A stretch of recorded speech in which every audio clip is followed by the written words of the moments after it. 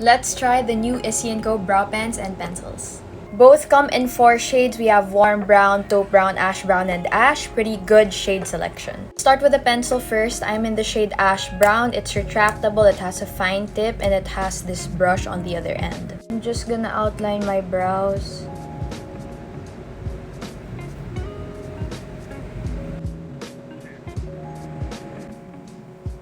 There you go, looks better already. Now I'm gonna use their brow pen in the shade ash. This is what the tip looks like. It's very, very fine. I'll just draw hair-like strokes on the inner part. Then brush it out so it looks more natural. This is with and this is without. So easy. Just did my other brow off cam and it looks good. I'm having such a good brow day. I could have gone for a lighter shade, but it's okay, it still looks good. But what do you guys think?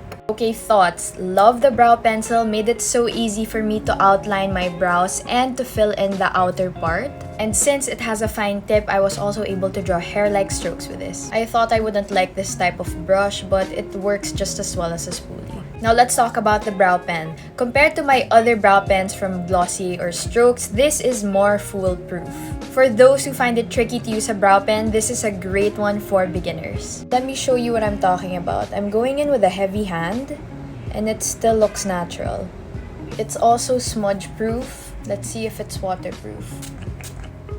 There you go, waterproof. As a brow pen user for years now, I suggest you store your brow pens and your eyeliners horizontally to get consistent color payoff. By the way, the brow pen retails for $2.99 and the brow pencil for $2.49. I think these are good. Go try them yourselves.